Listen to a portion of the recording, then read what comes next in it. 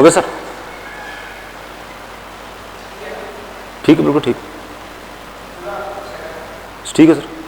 अब तो आप मॉनिटर करिए सर, आप ही बताइए। बिल्कुल, अब आप ही बताइए सर कि which is the best thing.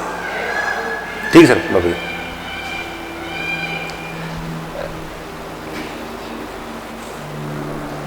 Radhakant sir. हाँ जी, बताइए। राधाकांत सर। हाँ, क्या बोल रहा है?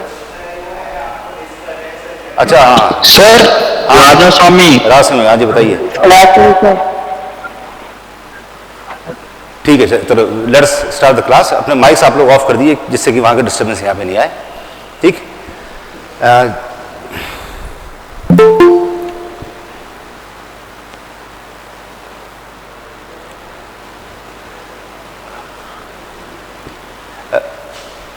एक मिनट।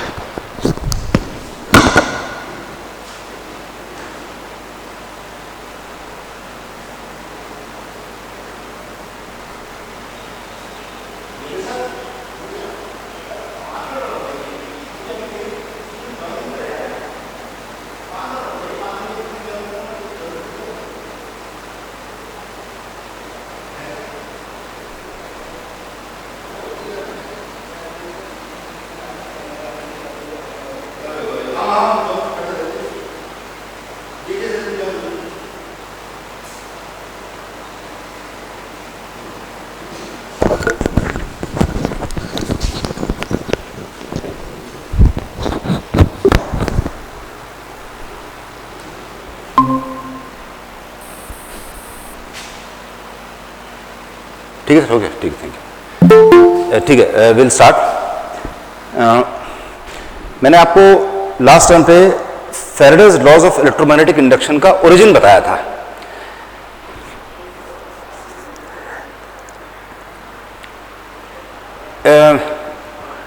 मेरी आप सब लोगों से ये रिक्वेस्ट है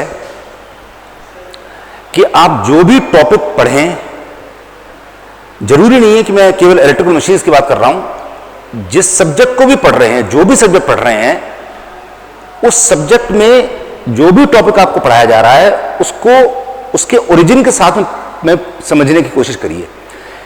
मेरे इस सेंटेंस का मतलब यह है कि उसका कंटेक्स्ट क्या है, आप वो टॉपिक क्यों पढ़ रहे हैं, उस टॉपिक को पढ़ने की वजह क्या है। जैसे फॉर एग्जांपल मैंने आपको पिछले टर्म पे बताया था Faraday's laws of electromagnetic induction.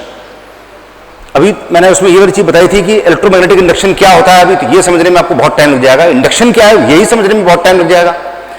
But Faraday's laws आप क्यों पढ़ रहे हैं, पहले ये वाली चीज समझनी सबसे ज्यादा जरूरी है।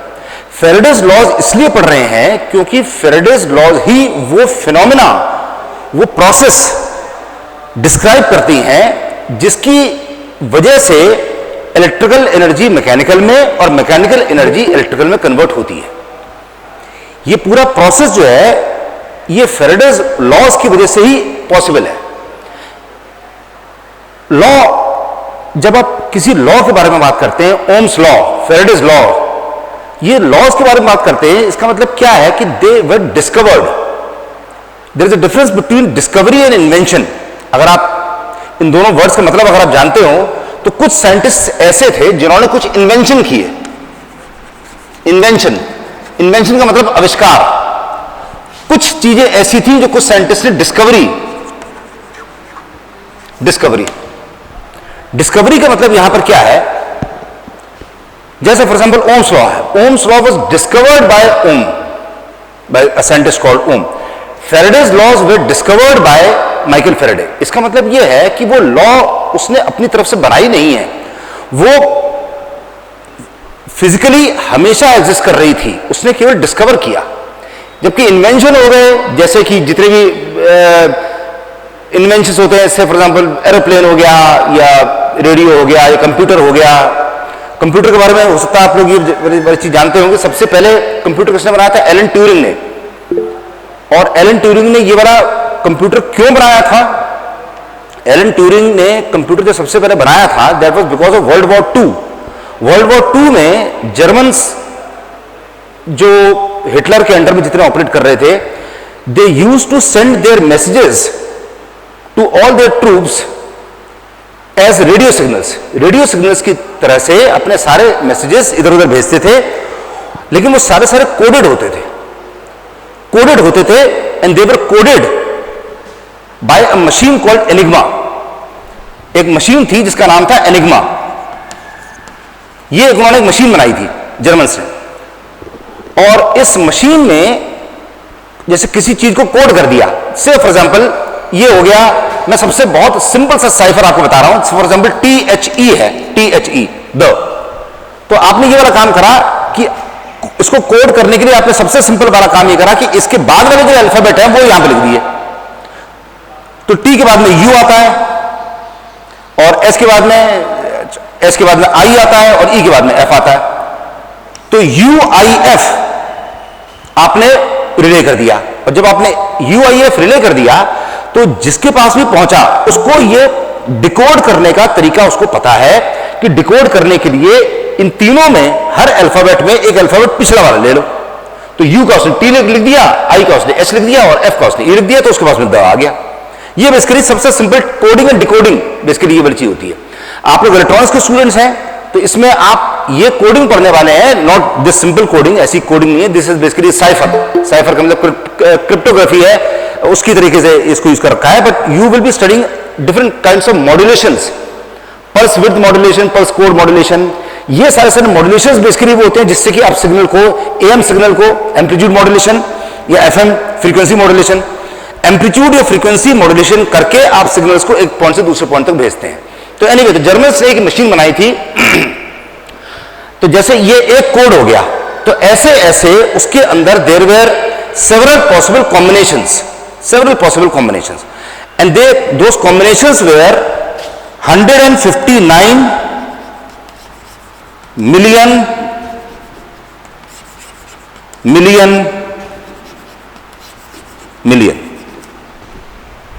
इतने पॉसिबल कॉम्बिनेशंस थे उसके अंदर, इतने पॉसिबल कॉम्बिनेशंस थे. तो इसका मतलब यह है कि अगर मान लीजिए 10 आदमी, 10 लोग बैठ करके इसको किसी सिग्नल को डिकोड करने में लग जाएं, और एक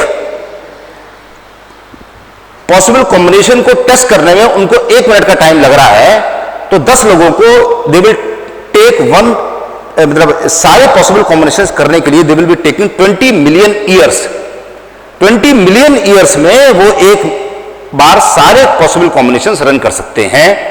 तो ये बेसिकली उन्होंने एनिग्मा बनाई थी. तो एनिग्मा को काउंटर करने के लिए, एनिग्मा के सारे मैसेजेस डिकोड करने के लिए सबसे पहले Alan Turing, professor Alan Turing थे, who was the world's best mathematician in his time, और he used to teach at Oxford university.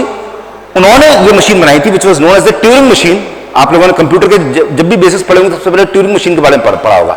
तो वो ट्यूरिंग मशीन थी, वो जो उन्होंने ट्यूरिंग मशीन बनाई थी, that was as big as the biggest room in your house. आपके घरों में जो सबसे बड़ा जो भी कमरा है उसके बराबर वो मशीन थी.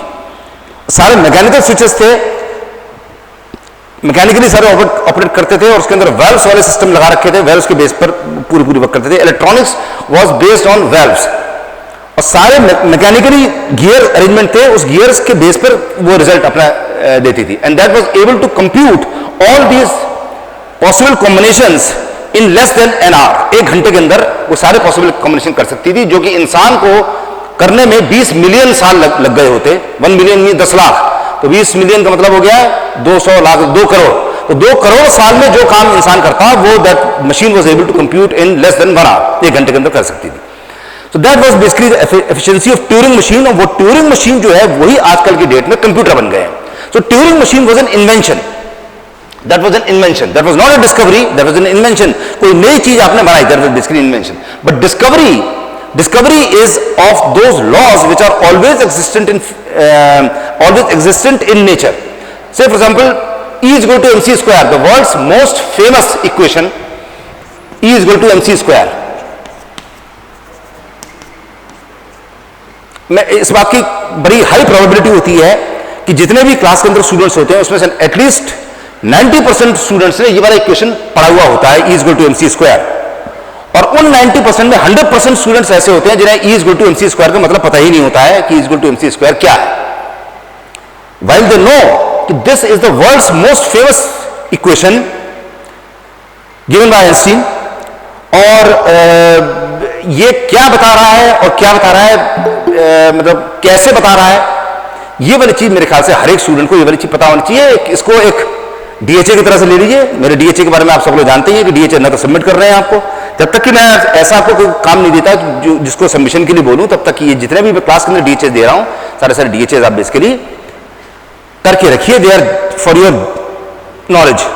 तो E is equal to MC square क्या है, ये काम कैसे करता है, इस इक्वेशन का पर्पस क्या है, ये क्यों ढूंढा गया, क्यों करा गया, इसके बारे में पता करिए। फिलहाल we'll switch back to Faraday's laws of electromagnetic induction. तो Faraday's laws were discovered by Michael Faraday, और वो लॉ बेसिकली क्यों डिस्कवर करी गई थी, because they were the laws that told you how to convert electrical energy into mechanical and mechanical into electrical, and it was possible only while using another kind of energy which was basically magnetic flux. Magnetic flux को use करके ही आप electrical से mechanical में या mechanical से electrical में energy convert कर सकते हैं। एनर्जी कन्वर्जन करना क्यों जरूरी है, आप प्रोड्यूस क्यों नहीं कर सकते, वो मैंने लास्ट में बताया था, that is because of law of conservation of energy. जितनी एनर्जी, जितना भी एनर्जी है पूरे यूनिवर्स के अंदर, जितनी भी energy that remains constant, you can only convert one section of that energy, one part of that energy into another part. तो अगर आपको इलेक्ट्रिकल एनर्जी चाहिए, क्यों चाहिए, वो मैंने आप लोगों को पिछली बार कहा था पता करने के लिए कि इलेक्ट्रिकल एनर्जी कहां काम में आती है। तो अगर आपको इलेक्ट्रिकल एनर्जी चाहिए तो आपको एक तरह की एनर्जी देनी पड़ेगी। से फॉर एग्जांपल सेल्स होते हैं, तो सेल्स के अंदर आप केमिकल एनर्जी से इलेक्ट्रिकल एनर्जी बनाते हैं, जो उसके अंदर इलेक्ट्रोलाइट होता है, एनोड और कैथोड यूज होता है, उसको यूज करके आप केमिकल एनर्जी से इलेक्ट्रिकल एनर्जी बनाते हैं सेल्स के अंदर। जब आप जनरेटर्स यूज कर रहे हैं तो इलेक्ट्रिकल एनर्जी बनाने के लिए आप मैकेनिकल एनर्जी देते हैं। तो पॉइंट यह है कि आपके पास में एक ऐसी मशीन है जिसका एक स्टेटर है, स्टेटर मींस स्टेशनरी पार्ट, बाहर वाला पार्ट जो अपनी जगह पर फिक्स होता है। मोटर है, मोटर का side view basically, motor basically ये इस तरीके की होती है, ये, और ये बेसिकली माउंटेड है, रखी हुई है। तो ये बाहर वाला पोर्शन जो है that is basically known as the stator, और अंदर वाला पोर्शन जो गोल गोल घूमता रहता है that is basically known as motor, rotor, sorry rotor, stator and rotor. तो रोटर को अगर आप घुमाइए, आपको फिजिकली उस रोटर को घुमाना है, किसी बाहर के किसी तरीके से उस रोटर को घुमाना है। अगर आप उसको घुमाना शुरू कर देंगे तो उसकी वजह से इसके अंदर बिजली बननी शुरू हो जाएगी। यह तरीका ही आपको इसके अंदर पढ़ना है इस सब्जेक्ट के अंदर, कि वो कौन कौन से अलग अलग तरीके हैं जिससे कि आप इसके अंदर कनेक्शंस, इलेक्ट्रिकल कनेक्शंस ऐसे करें कि इसके अंदर से डीसी मिले या सिंगल फेज एसी मिले या 3 फेज एसी मिले, किस तरह की सप्लाई इसके अंदर से मिले, उसके लिए कौन कौन से कनेक्शन करने पड़ेंगे और किस तरह से इसके अंदर सारे चीजें फिट करी जाएंगी जिससे कि आपको इलेक्ट्रिकल एनर्जी बाहर मिल जाएगी अगर आप इसके रोटर को घुमाना शुरू कर दीजिए।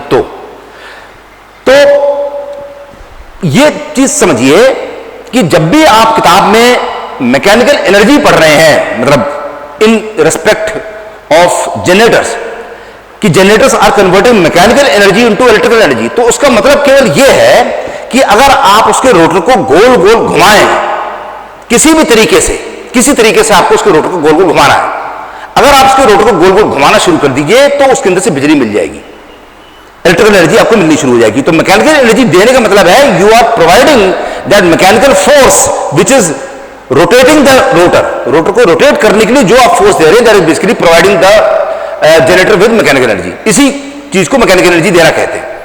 तो मैकेनिकल एनर्जी जो आप इसके अंदर दे रहे हैं वो कन्वर्ट हो रही है इलेक्ट्रिकल एनर्जी में, और उसके लिए इसके अंदर ऐसा सिस्टम लगा हुआ है कि मैग्नेटिक फ्लक्स इसके अंदर कहीं ना कहीं प्रेजेंट है। मैग्नेटिक फ्लक्स प्रेजेंट है तभी मैकेनिकल एनर्जी इलेक्ट्रिकल में कन्वर्ट हो पा रही है, और इसका कन्वर्स, इसका उल्टा, that is possible in the case of Motors. तो मोटर्स के अंदर आप क्या करते हैं, इलेक्ट्रिकल एनर्जी इसके अंदर देते हैं और उसकी वजह से रोटर घूमना शुरू कर देता है, तो आपको मैकेनिकल एनर्जी मिलनी शुरू हो जाती है। रोटरी मोशन आपको मिलना शुरू हो गया, रोटर ने घूमना शुरू कर दिया, और वो जो रोटरी मोशन आपको मिल रहा है that is basically what you mean by mechanical energy. आपको मैकेनिकल एनर्जी मिलनी शुरू हो गई, इसका मतलब रोटर ने गोल गोल घूमना शुरू कर दिया। अब वो जो रोटरी मोशन जो आपको मिल रहा है that can be use for so many purposes, इतने तरह तरह के पर्पसेस उसके अंदर अवेलेबल होते हैं, जो कि मैंने आपको पिछली बार आपको बोला भी था कि मोटर के कहां कहां यूजेस आते हैं, इलेक्ट्रिक मोटर्स के। एक बार पता करके रखिए कि कौन कौन से मोटर्स, कौन कौन से यूजेस मोटर्स के, इलेक्ट्रिकल मोटर्स के होते हैं। वंस अगेन मेरी रिक्वेस्ट जो कि मैं पहले भी कई बार कर चुका हूं, फिर से मैं भी बोला कर रहा हूं। इस सब्जेक्ट को यह सोच के मत पढ़िएगा कि ये क्वेश्चन बैंक है, इस क्वेश्चन बैंक में पहले यूनिट में ये 10 क्वेश्चन है, दूसरे यूनिट में ये 20 क्वेश्चन है, तीसरे यूनिट में ये 25 क्वेश्चन है, और ये क्वेश्चन मेरे को कर लेने हैं, और उसके बाद में सीटी में जो भी क्वेश्चन आएगा उसका क्वेश्चन का कहीं से भी टिप टाप करके मैं जमा कर दूंगा। वो करना बड़ा आसान काम है, वो तो सभी कर देंगे। लेकिन अगर आपको यह समझ में नहीं आया कि अगर आपने इसके अंदर 3 फेज सप्लाई दी, तो 3 फेज सप्लाई देने की वजह से इसके अंदर ऐसा क्या हुआ जिसकी वजह से इसके रोटर ने गोल गोल घूमना शुरू कर दिया, क्यों घूमने लग गया? ये पॉइंट अगर आपको समझ में नहीं आया तो आपको सारे डीएचए, सारे सीटी, सारे एंड सेमेस्टर सब बेकार है, और जीपीए, आपको सारे जीपीए भी बेकार है। तो पर्पस इस सब्जेक्ट के अंदर केवल ये वाला रखिए कि आपको क्या समझ में आ रहा है कि मोटर या जनरेटर काम कैसे कर रहे हैं। अलग अलग तरह के मोटर्स हैं, अलग अलग तरह के जनरेटर्स हैं, सबके वर्किंग प्रिंसिपल्स अलग अलग हैं, ऑपरेटिंग प्रिंसिपल्स, कंस्ट्रक्शन सबका अलग अलग है। तो हर जनरेटर और मोटर जितनी भी चीजें मैं आपको डिस्क्राइब करूंगा, एंड ट्रांसफॉर्मर्स का भी एक यूनिट है, तो ट्रांसफॉर्मर्स, इन सारे टॉपिक्स के अंदर ये चीजें काम कैसे कर रही हैं, केवल आराम से बैठ के ये वाली चीज समझिए। नंबर तो आपके आ ही जाएंगे, नंबरों के ऊपर फोकस मत करिए, मार्क्स तो सबके आ जाते हैं। और ये जो अब जो नया तरीका चल रहा है इस तरीके के अंदर, तो मार्क्स लाना आपके लिए वैसे ही बड़ा आसान काम हो गया, क्या प्रॉब्लम की बात है, सबके नंबर आ जाएंगे। Do not worry about marks, at least in my course, मेरे कोर्स में। Do not worry about the marks, only worry about the subject, कि आपको ये जितनी भी चीजें यहां बोर्ड पे बताई जा रही हैं वो चीज आपको समझ में आ रही है कि नहीं आ रही है। और अगर कोई स्पेसिफिक प्रॉब्लम आपके पास में है तो मेरे ख्याल से what we can do is, we can, मैं इनसे बात करके कोई एक वीकली एक लेक्चर फिक्स कर लेंगे, जिसके अंदर आप सब लोग अपने सवाल मेरे से पूछ लीजिएगा, या तो टाइप करके भेज दीजिएगा, उससे मैं कर लूंगा, क्योंकि सब लोग अगर माइक ऑन करके बोलना शुरू कर देंगे तो यहां पे बहुत सारा केओस मच जाएगा। तो क्वेश्चन टाइप करके भेज दीजिए, और उस केस में मैं आपको सारे सॉल्यूशंस, आपको जो भी प्रॉब्लम्स के सॉल्यूशन है वो आपको देता रहूंगा। And by the way, I would very much prefer कि अगर आप मेरे से कोई ऐसा सवाल पूछते हैं विच इज, मतलब रियली जिस प्रॉब्लम के बारे में आप पूछ रहे हैं, प्रॉब्लम को अच्छी तरह डिस्क्राइब करने वाला सवाल, मतलब अगर if you are asking me some intelligent question, then I would very much appreciate it. मुझे बड़ी खुशी होगी अगर आप वाकई कोई इंटेलिजेंट सवाल पूछते हैं। लेकिन अगर आप ऐसा सवाल पूछना मेरे से चाहते हैं कि ये स्टेटर कौन सा है और रोटर कौन सा है, और स्टेटर को स्टेटर क्यों बोल रहे हैं, रोटर को रोटर क्यों बोल रहे हैं, तो प्लीज ऐसा सवाल पूछने में बिल्कुल भी इसमें टेंशन मत लीजिए। आराम से जिस तरह का सवाल पूछना चाहते हैं आराम से पूछिए।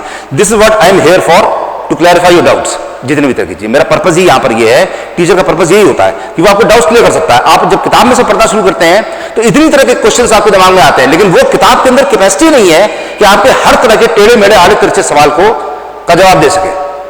This is where teacher comes in, and this is where books fail.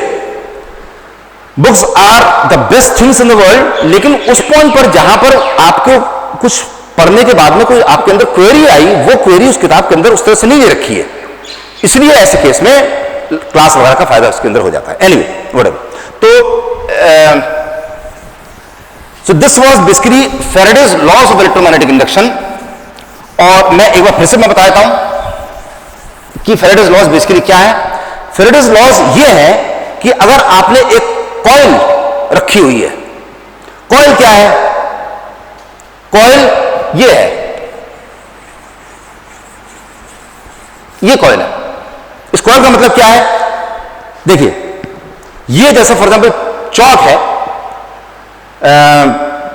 चौक का मतलब यहां पर ये समझ लीजिए कि इतने क्रॉस सेक्शन एरिया की इतनी बड़ी बड़ी कॉपर की बार्स हैं, कॉपर की छड़ें हैं, बहुत सारी रखी हुई हैं। एक ये रखी है, एक ये ऐसे कॉपर की बार्स बहुत सारी रखी हुई हैं। उसके बाद में आपने तारों से इनको ऐसे जोड़ा कि आपने एक तार इसमें जोड़ा, फिर इसको ले जाकर के यहां जोड़ दिया, फिर इसको ले जाकर यहां जोड़ दिया, इसको ले जाकर यहां जोड़ दिया, इसको ले जाकर यहां जोड़ दिया, इसको ले जाकर यहां जोड़ दिया, इसको ले जाकर यहां जोड़ दिया, ऐसे इस तरह जोड़ते गए। तो यू सी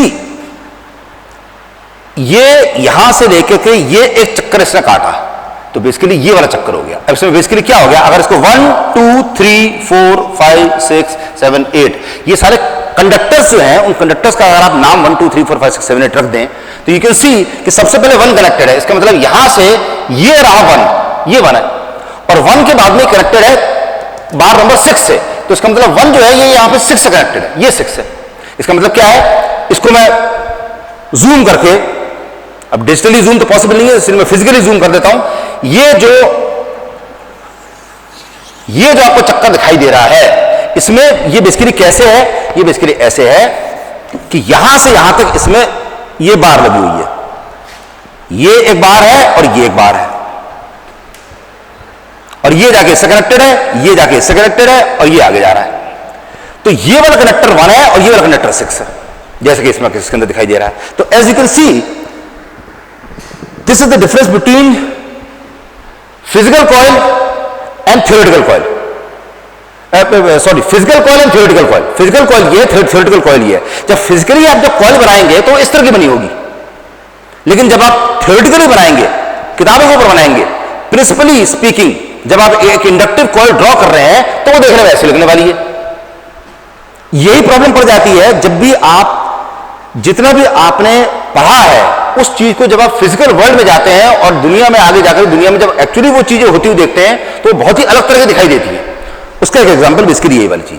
तो इस तरीके से आपने ऐसी कई सारी ऐसी कॉइल बना रखी है, ये सारी कॉइल बनी हुई है, दिस बेसिकली 1 सिंगल कॉइल। अब इस कॉइल के साथ में आपने ये वाला काम करा हुआ था, you had connected a galvanometer with this. Galvanometer का पर्पस यहां पर क्या था, जैसे कि मैंने आपसे बार बार रिक्वेस्ट करी हुई है कि जो भी काम आप कर रहे हैं, मतलब अगर आप ये पता करने की कोशिश कर रहे हैं कि Faraday's loss of electromagnetic induction हम क्यों पढ़ रहे हैं, पढ़ने के पर्पस क्या है, पर्पस ये है कि वही तरीका है ये जानने का कि इलेक्ट्रिकल से मैकेनिकल और मैकेनिकल से इलेक्ट्रिकल इन दोनों एनर्जी कन्वर्जन को कैसे करा जाए, इसलिए हम वो पढ़ रहे हैं। अब हम जब फैराडेज लॉस को रियलाइज करना चाह रहे हैं तब हमने देखा कि एक कॉइल को हमने गैल्वेनोमीटर के साथ में जोड़ रखा है। ये सेटअप हमने क्यों बना रखा है, you will understand it in few minutes. कुछ मिनट के बाद में आपको अभी मैं क्लियर कर देता हूं। फिलहाल आप केवल ये वाली चीज समझ लीजिए कि आपने एक कॉइल लगाई जो आपने ऐसे कनेक्ट कर रखी थी, और इस कॉइल के साथ में एक गैल्वेनोमीटर जोड़ दिया। गैल्वेनोमीटर क्यों जोड़ा, इसलिए जोड़ा क्योंकि अगर इसके अंदर करंट फ्लो करेगी तो गैल्वेनोमीटर डिफ्लेक्शन दिखा देगा और आपको पता चल जाएगा कि इसके अंदर करंट बनी। प्लीज नोटिस कि इसके अंदर कोई भी सोर्स, बिजली का सोर्स नहीं लगा रखा है। ये एक कॉइल है, सादी एक कॉइल रखी हुई है और उस कॉइल के साथ में गैल्वेनोमीटर जोड़ रखा है। कोई इसमें बैटरी कनेक्शन नहीं है, कोई बैटरी नहीं जोड़ रखी, कोई बिजली की सप्लाई कहीं से कुछ भी नहीं दे रखा है। तो अगर ये सेटअप आपके सामने ऐसा रखा है तो गैल्वेनोमीटर हमेशा 0 दिखाता रहेगा, इसके अंदर कोई करंट नहीं फ्लो करने वाली, क्योंकि इसके अंदर कोई सोर्स है ही नहीं। अगर आप लोगों ने नेटवर्क एनालिसिस अभी शुरू नहीं किया करा होगा, कोई दिक्कत नहीं है। वोल्टेज सोर्स सभी लोग जानते हैं, बिजली की सप्लाई जो आपके घरों में ये जो सॉकेट दे रखे होते हैं 1 2 3 4 5 वाला, ये जो सॉकेट होता है और इसके साथ में स्विच होता है, ये 3 पॉइंट और ये 2 पॉइंट वाला जो सॉकेट होता है, इसके अंदर बेसिकली आपको बिजली मिल रही है। इन दोनों तारों से अगर आपने इसमें यहां इन दोनों पॉइंट पर जोड़ रखा होता, ये पॉइंट खोल दिया होता, तो आपने सॉकेट के अंदर बिजली दे रखी होती, इलेक्ट्रिकल सप्लाई इसके अंदर दे रखी होती, but you have not given any kind of supply in this. इसका मतलब यह है कि अगर ये सेटअप, इस तरह का सर्किट अगर अपने आप में इंडिपेंडेंटली अगर रखा रहेगा तो you will never see any deflection in this, but you find a deflection in this when you move a magnet across it. अगर इस कॉइल के ऊपर एक मैग्नेट को, ये मैग्नेट है, ये डस्टर नहीं है, ये मैग्नेट है, फिलहाल आप ये वाली चीज समझ लीजिए, ये मैग्नेट है, और इस मैग्नेट को अगर इस कॉइल के ऊपर से आप ले जाते हैं तो आपको गैल्वेनोमीटर के अंदर डिफ्लेक्शन दिखाई दे जाएगा। अगर इसको तेजी से ले जाएंगे तो डिफ्लेक्शन ज्यादा आएगा, अगर इसको धीरे धीरे ले जाएंगे तो डिफ्लेक्शन कम आएगा। ये लॉज है। पहली लॉ क्या है, इस सेटअप में इस कॉइल के ऊपर से अगर आप एक मैग्नेट को ले जाएंगे तो इसमें डिफ्लेक्शन आ जाएगा। इसका मतलब यह है कि इसमें से करंट फ्लो कर रहा है, करंट फ्लो कर रहा है, इसका मतलब इलेक्ट्रॉन्स फ्लो कर रहे हैं। इलेक्ट्रॉन्स फ्लो क्यों कर रहे हैं, क्योंकि इसके दोनों सिरों पर इलेक्ट्रोमोटिव फोर्स बन गया है। अगर आप लोगों ने, जो मैंने पिछली बार वेडनेसडे को जो आपको डीएचए दिया था, EMF voltage potential, potential difference, voltage drop, ये सारे इन सब के अंदर जब सबके यूनिट्स वोल्टेज हैं तो इन सब के अंदर डिफरेंस क्या हुआ, अगर आप लोगों ने वो कर लिया बहुत अच्छी बात है, अगर आपकी समझ में आ गया बहुत अच्छी बात है। ऐसे I know from past experience कि ऐसे बहुत सारे स्टूडेंट्स इस तरह के आप में से हैं जिन्होंने ये डीएचए नहीं किया हुआ है। डू इट, ये डीएचए करने से आपका फायदा होने वाला है। डीएचए ना करने से आपका फायदा नहीं है होने वाला है, आपको नुकसान हो जाएगा, क्योंकि आपको जिंदगी भर ये समझ में नहीं आ पाएगा कि वोल्टेज क्या है और ईएमएफ क्या है। जितने लोगों को भी समझ में आ गया वो सही जगह पर वोल्टेज वर्ड यूज करेंगे, सही जगह पर पोटेंशियल यूज करेंगे, ये पोटेंशियल है, ये ईएमएफ नहीं है, वो इस तरह की बातें करेंगे और आपके लिए सारे सारे गड्ढे मड्ढे हो जाएंगे और सबको एक ही चीज दिखाई देगी, यार ये भी वोल्टेज है, ये भी वोल्टेज है, ये भी वोल्टेज है, ये भी वोल्टेज, हर एक के यूनिट्स वोल्ट्स है। तो you will not be able to differentiate between them.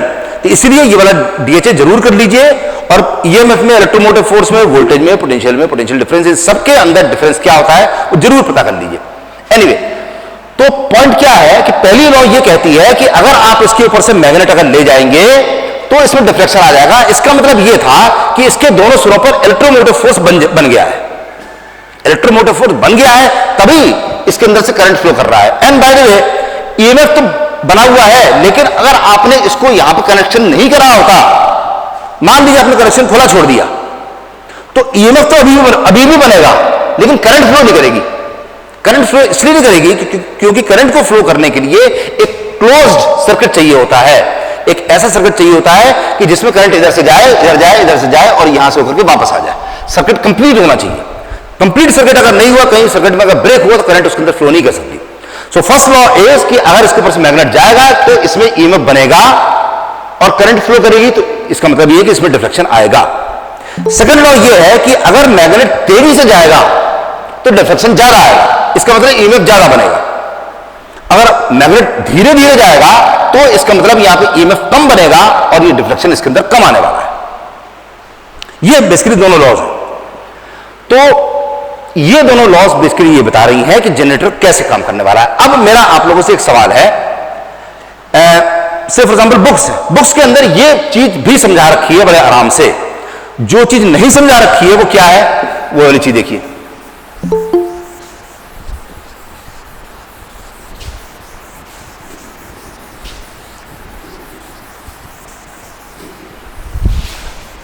ये जो मैं अगला सवाल पूछ रहा हूं, ये जब भी मैं क्लास के अंदर पूछता हूं तो we consume a lot of time. यहां तो ज्यादा टाइम लगने वाला नहीं है क्योंकि मैं अभी रिस्पॉन्सेस एक्सपेक्ट नहीं कर रहा हूं, लेकिन आप अपने दिमाग के अंदर रिस्पॉन्स सोच के जरूर रखिए, जिससे उससे आपको दिमाग आपका चलना शुरू होगा।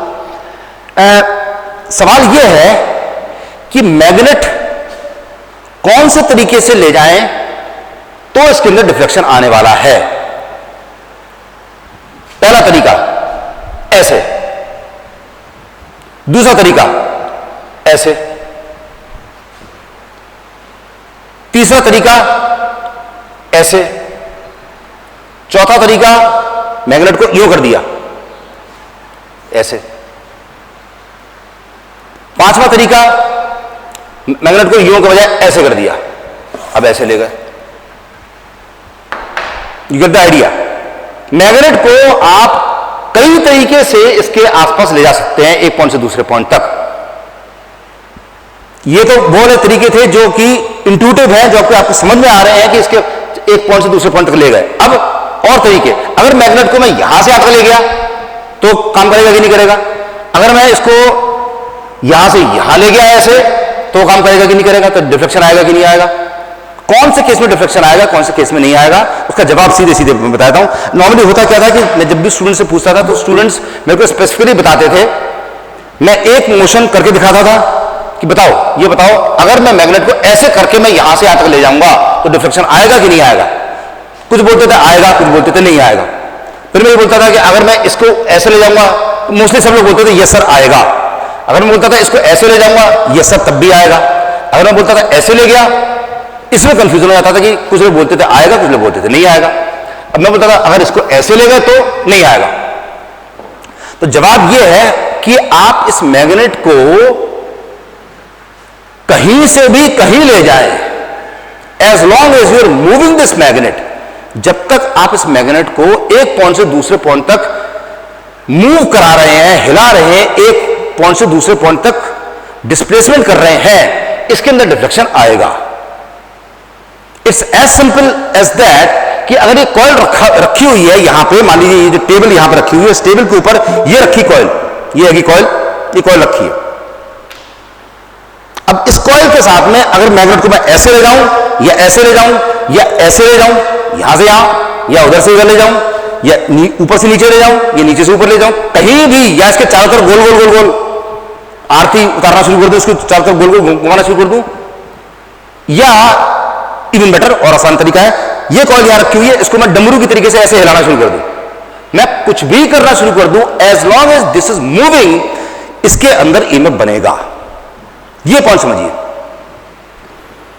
सी हाउ सिंपल दिस इज। और ये चीजें, इतने तरह के मोशन ये किताबों के अंदर नहीं दे रखे हैं, और नॉर्मली आपके दिमाग में यही आता है कि इसका मतलब ये है, जब जिस तरीके से उन्होंने बता रखा है उसमें किताब में पता प्रॉब्लम क्या है, किताब में हमेशा सही चीज दे रखी होती, गलत चीज नहीं दे रखी होती, टेढ़ी मेढ़ी चीजें नहीं दे रखी होती, आड़ी तिरछी चीजें। आपके दिमाग में जो आड़ी तिरछी टेढ़ी मेढ़ी चीजें आती हैं, वो चीजें किताब के अंदर कभी नहीं होती। किताब के अंदर एवरीथिंग इज स्टैंडर्डाइज्ड, एग्जैक्टली जैसा किताब के अंदर जो डेफिनेशन दे रखी है, आपको वो डेफिनेशन वर्ड टू वर्ड रटनी है, रट के दिमाग के अंदर भर लेनी है, और एग्जाम में जाकर के पूरी पूरी उल्टी करके मीन्स बाहर निकाल करके एग्जाम के अंदर लिख के आ जा रहा है, you get full marks, number मिल जाएंगे। समझ में आई या नहीं आई? डेफिनेशन आपकी समझ में आई कि नहीं आई, इस बात से we are not really bothered, हमें कोई मतलब नहीं है। आपको समझ में आया नहीं आया उससे मतलब नहीं है। मेन चीज ये है, एज लॉन्ग एज कि आपको डेफिनेशन याद हो गई और आपने Faraday's laws of electromagnetic induction के दोनों डेफिनेशन याद कर लिए, और आप एग्जाम के अंदर दोनों को डिट्टो लिख सकते हैं। ये वाली बात अलग है कि आपके दिमाग में क्वेश्चन ये चल रहा है कि अगर कॉइल यहां रखी है और इसको मैं यूं यहां गोल गोल गोल गोल गोल घुमाना शुरू कर दूं, तो बिजली बनेगी कि नहीं बनेगी? We are not bothered as far as the books are concern. हमें इस बात से कोई मतलब नहीं है कि आपके दिमाग के अंदर ये क्वेश्चन आ रहा है, because we are just not bothered. But the fact is कि अगर, और अनदर प्रॉब्लम कि ये मैग्नेट कितना दूर रहना चाहिए, 1 foot, 2 foot, 3 foot, 4 foot, 5 foot, कहां तक मैं लेके जाऊंगा और वहां पर उसको जाके गोल गोल गोल घुमाऊंगा, किसी भी तरह से टेढ़ा मेढ़ा आड़ा तिरछा कैसे भी घुमाना शुरू कर दूंगा जिससे कि इसके अंदर बिजली बनेगी। उसका जवाब क्या है? कहीं भी, एज फार एज इंफिनिटी, अगर थ्योरेटिकली स्पीकिंग अगर ये कॉइल यहां आगरा में रखी हुई है और ये आप नॉर्थ पोल, वहां जो आर्कटिक ओशन है, आर्कटिक ओशन के ऊपर जो वो नॉर्थ पोल जो बना ग्रीनलैंड में ले जाइए और वहां पर जाके इसको हिलाना शुरू कर दीजिए, तो भी इसके अंदर बिजली बन जाएगी। ये वाली बात दूसरी है कि फिजिकल वर्ल्ड के अंदर इतने सारे लॉसेस हो चुके हैं कि आपको वो इसके अंदर से बिल्कुल भी डिफ्लेक्शन आपको दिखाई देने वाला नहीं है, because there are been so many losses इसके अंदर, ये प्रॉब्लम। तो इसलिए अब आपका पर्पस क्या है? अगर आप ये चाहते हैं कि मैक्सिमम अमाउंट ऑफ ईएमएफ इसके अंदर इंड्यूस हो, तो इसके सबसे ज्यादा पास में रहना चाहिए इसका जो मोशन है। अब आप ये वाला काम कर रहे हैं कि आपने इसको मोशन का तरीका बेसिकली ये निकाला कि ये यहां से इधर गया, फिर इधर से इधर आया, फिर इधर से इधर गया, फिर इधर से इधर आया, तो इसके अंदर डिफ्लेक्शन आपको मिलता रहेगा जितनी देर तक रिलेटिव मोशन रहेगा। एंड प्लीज नोटिस कि अगर ये मैग्नेट यहां से आने के बाद में इधर चला गया, तो यहां से यहां तक का जो डिस्टेंस है, इस केस में आपको डिफ्लेक्शन बहुत कम मिलने वाला है, क्योंकि मैग्नेट इस कॉइल से दूर चला गया। और इसके बाद में जाके जैसे एक फ्रैक्शन ऑफ सेकंड के लिए जब ये रुकेगा, रुक करके वापस चालू होने के लिए जब ये रुकेगा, उतनी देर तक इसका डिफ्लेक्शन 0 हो जाएगा। उसके बाद में जब उधर से इधर आना शुरू करेगा, तो डिफ्लेक्शन उल्टे साइड के अंदर आना शुरू हो जाएगा, उल्टे साइड में, बिकॉज रिलेटिव मोशन अब दूसरे साइड में चल रहा है। फिर उसके बाद में ये भी चीज होगी, जैसे ही उसने इसको छोड़ के आगे गया, डिफ्लेक्शन कम हो जाएगा, और या जैसे रुकेगा फिर डिफ्लेक्शन 0 हो जाएगा। This system is not efficient, इस सिस्टम की एफिशिएंसी बहुत कम है। तो इसीलिए आपने एक ऐसा सिस्टम डेवलप किया साइंटिस्ट ने, जिन्होंने भी फेरेडेज लॉज के ऊपर आगे जाके काम किया, उन सब लोगों ने बेसिकली एक ऐसा सिस्टम डेवलप किया जिससे कि मैक्सिमम फ्लक्स इस कॉइल के साथ में हर समय रिलेटिव मोशन करता रहे, हर समय। और उसका बेसिकली तरीका क्या है? उसका तरीका क्या है? आप उन्होंने तरीका यह बनाया कि 2 कॉपर की बार्स उन्होंने रखी, इट्स लाइक दिस। एक कॉपर की वायर ये है, एक कॉपर की वायर ये है, ये तार इसमें से इसमें जा रहा है और ये तार इसमें जोड़ रखा है। ये बेसिकली क्या है, ये जो एक कॉइल है, इस कॉइल का ये 1 और 6, ये बेसिकली 1 और 6 है, ये 1 है, ये 6 है। ये 1 और 6 जो इसके अंदर बना रखे थे, जो कॉइल साइड्स जो उसके अंदर दिखा रखी थी, कॉइल्स के अंदर जो कॉइल साइड दिखा रखी, these are basically 2 coil sides. Each coil side is 1 single conductor. Conductor का मतलब 1 सिंगल बार, कॉपर की बार, एक कॉपर की बार है। तो एक टर्न में, एक चक्कर में 2 कंडक्टर्स लगे हुए हैं। कंडक्टर्स ही वो जगह है जिसके अंदर ईएमएफ बनता है। आप ये मान के चलते हैं कि ये जो एंड के जो तार हैं, ये जो तार है वो खाली करेक्शन के लिए है, इनके अंदर कोई ईएमएफ नहीं बन रहा, इनके अंदर बिजली नहीं बन रही है। बिजली जो बन रही है, although this statement is wrong, मतलब मैं इसको ये जो सेंटेंस बार बार बोल रहा हूं, बिजली बन रही है, बिजली बन रही है, बिजली बन रही है, ये एक लेमैन की लैंग्वेज है, एक ऐसे इंसान की लैंग्वेज है जिसको बिजली के बारे में कुछ भी पता नहीं, तभी वो ये वाली चीज बोल रहा है बिजली बन रही है। वी नो कि बिजली बनने का मतलब यहां पर बेसिकली क्या है कि ईएमएफ इंड्यूस हो रहा है, electromotive force is being induced. तो वो ईएमएफ जो इंड्यूस हो रहा है वो यहां से लेकर करके यहां तक में हो रहा है। लेट्स से कि माइनस प्लस 2 वोल्ट यहां बना और माइनस प्लस 2 वोल्ट यहां बना, तो यहां से यहां तक माइनस प्लस में यहां बेसिकली 4 वोल्ट आपको मिल गया। ये ऐसे मिलना है तो उसके लिए आप करते क्या है, देखिए मान लीजिए एक मैग्नेट है, इस मैग्नेट में ये साउथ है, ये नॉर्थ है, और इसको आप बीच में से काट दीजिए तो बेसिकली ये वाला पॉइंट बन जाएगा नॉर्थ, ये वाला बन जाएगा साउथ। अब इन दोनों को अलग अलग कर दीजिए, ये साउथ ये नॉर्थ, इन दोनों को दूर कर दिया। वही वाला काम आपने यहां पर कर रखा है, 2 मैग्नेट लगा रखे हैं, एक मैग्नेट यहां, एक मैग्नेट यहां, ये दिस साउथ दिस नॉर्थ। मतलब ये वाला सेक्शन आपको यहां दिखाई दे रहा है और यहां से यहां तक का ये वाला सेक्शन आपको वहां दिखाई दे रहा है। फार्दर एंड दूसरा वाला एंड इट डजंट मैटर, उससे हमारा कोई मतलब नहीं है। मेन चीज ये है कि मैग्नेट में से नॉर्थ में से फ्लक्स निकलता है और साउथ के अंदर जाता है, तो नॉर्थ में से फ्लक्स निकल के साउथ के अंदर जा रहा है। This is the flow of flux. Flux जो है बेसिकली नॉर्थ पोल से निकल के साउथ पोल के अंदर जा रहा है और इसके बीच में आपने ये वाला सिस्टम करा हुआ है। And this coil is rotating on its axis. ये एक्सिस है, ये एक्सिस है, इस एक्सिस के चारों तरफ ये कॉइल गोल गोल गोल गोल घूम रही है। अब इससे बेसिकली क्या हो रहा है, इससे बेसिकली ये हो रहा है कि हर समय, अब बाय द वे अगली चीज तो मैं बता दूं उसमें, ये जो चीज आपको दिखाई दे रही है इसका टॉप व्यू मतलब ऊपर से अगर आप इसको देख रहे हैं तो दिखाई कैसा दे रहा है, ये जो दिख रहा है आपको ऐसा, ये कनेक्टर एक ये रहा, ये वाला कनेक्टर एक ये रहा, ये मैग्नेट ऐसा है, south pole north pole connectors, और ये जो आपको लाइन दिखाई दे रही है ये बेसिकली ये वाली लाइन है, ये बेसिकली टॉप व्यू। तो इसका मतलब ये जो आपको मैग्नेट ऐसा और ऐसा दिखाई दे रहा है, ये ऐसा क्यों दिख रहा है, फ्रंट व्यू में ये फ्लैट और टॉप व्यू के अंदर कर्वेचर क्यों दिखाई दे रहा है, बिकॉज मैग्नेट की जो स्ट्रक्चर है वो बेसिकली ऐसा है, ऐसा ऐसा। This is the structure of the magnet. इस तरह के शेप के हैं कर्वेचर वाले, तो इस कर्वेचर के अंदर ये बेसिकली गोल गोल गोल गोल घूम रहे हैं। आई नो इसमें आपको ऐसा लग रहा होगा ये इतने दूर दूर बना रखे हैं कि ये यहां से जब जाएंगे तो इसमें से बाहर निकल जाएंगे, तो I know this is wrong. और बेसिकली जो स्ट्रक्चर होता है वो बेसिकली ऐसा होता है कि अगर मैग्नेट ऐसे हैं, मान लीजिए ऐसा गोला होता, तो कनेक्टर्स ऐसे लगे होते हैं कि वो इसके अंदर ही घूमेंगे, इसके बाहर नहीं जाएंगे। जहां भी इसका फ्लक्स जहां तक जिस रेंज के अंदर एग्जिस्ट कर रहा है उसी रेंज के अंदर ही this connectors will rotate, they will not go outside this range. ये एनीवे, तो ये बेसिकली स्ट्रक्चर आपने बनाया है। This was developed so that relative motion होता रहे और maximum amount of EMF generate होता रहे। अब देखिए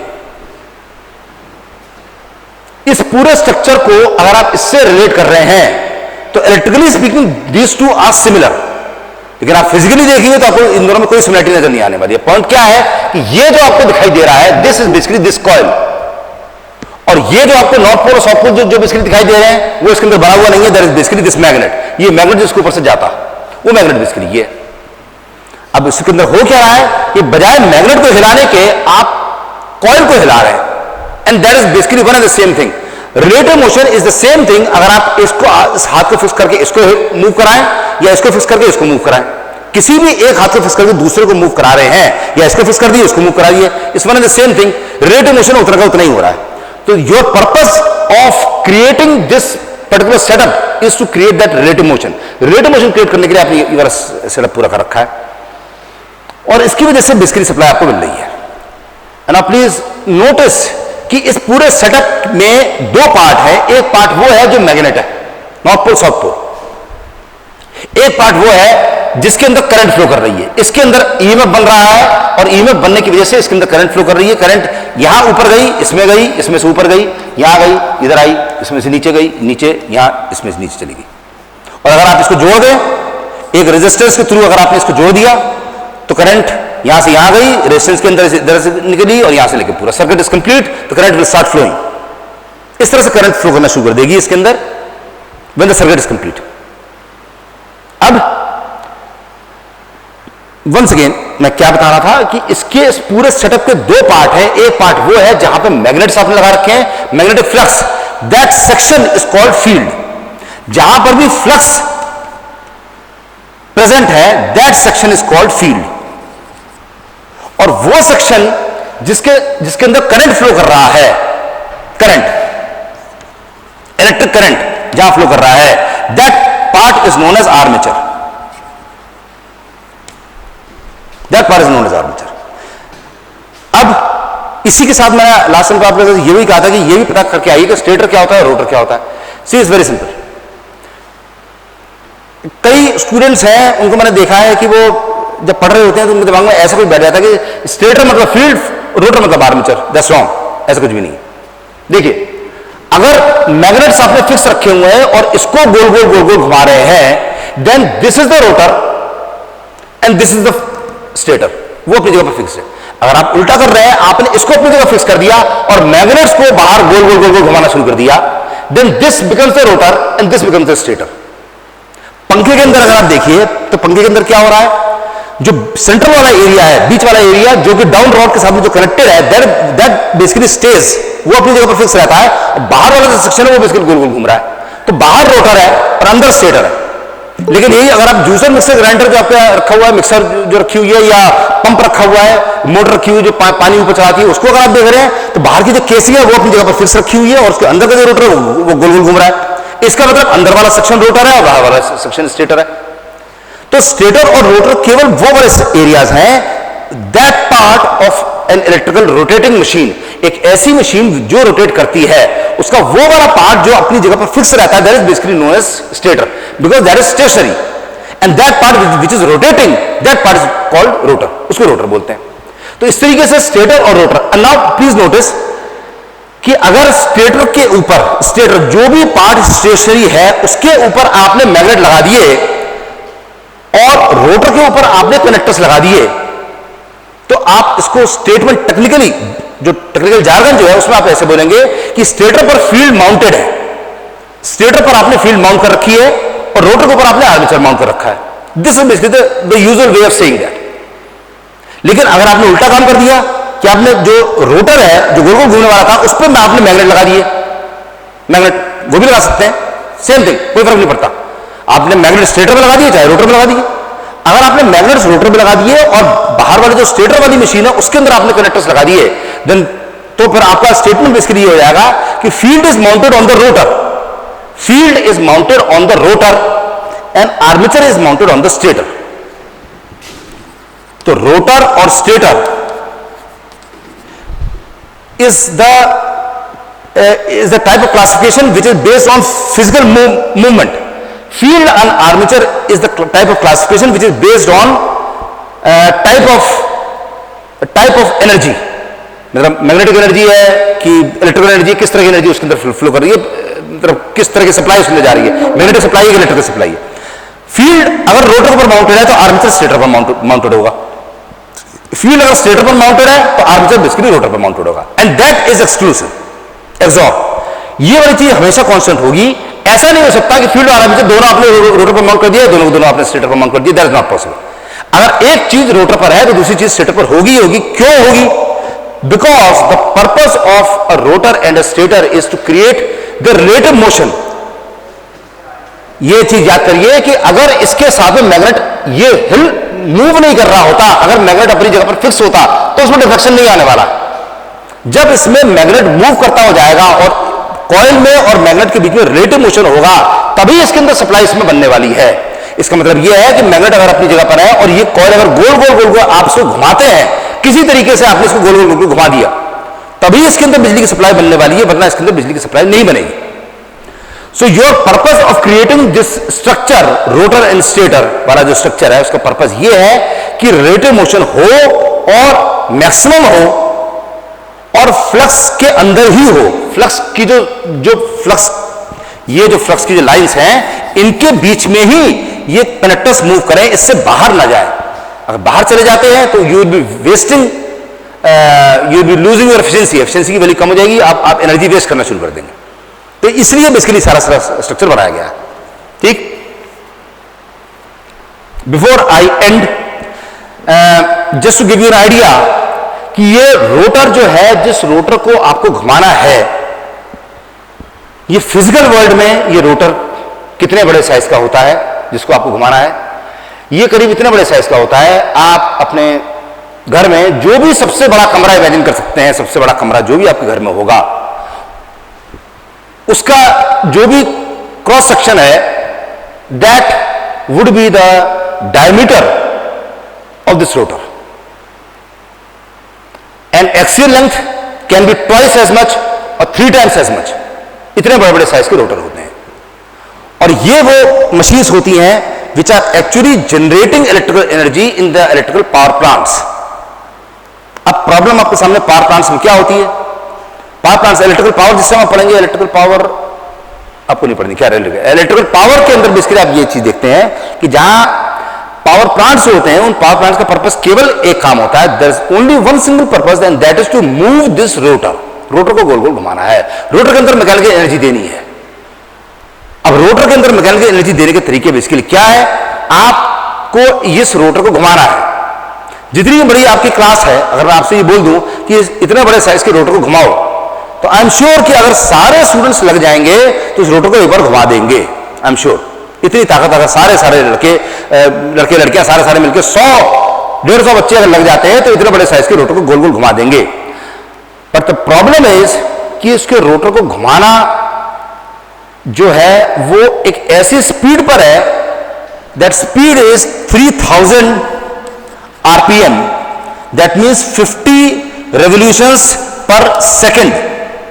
इस रोटर को एक ऐसी स्पीड में घुमाना है कि 1 सेकंड में 50 रेवोल्यूशन लगा जाए, 50 रेवोल्यूशन पर सेकंड।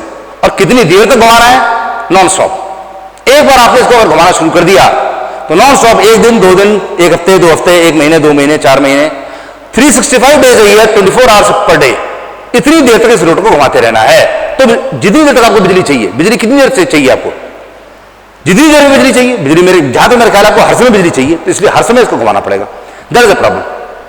तो power plants basically take care of that problem कि how to move, how to rotate this rotor at 50 revolution per second, यानी कि 3000 revolution per minute for a very long period of time.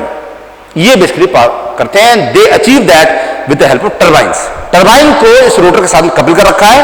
Turbine के ऊपर पानी का जब jet पड़ता है तो टरबाइन गोल गोल घूमने शुरू कर देती है। टरबाइन घूमती है तो उसके साथ में इसका रोटर घूमना शुरू करता है। That is basically the purpose of turbines. ठीक। So this was the brief, this was the basic introduction about field, armature, rotor and stator. Next turn onwards, next turn पे, next turn on the next turn we will start with development of this commutator इसके अंदर कैसे लगता है और इसका development into complete rotor, complete circuit की तरह से रोटर की तरह डेवलपमेंट कैसे होता है, विल स्टार्ट विद दैट। ठीक। सो फिलहाल मेरी सब लोगों से ये रिक्वेस्ट यही है कि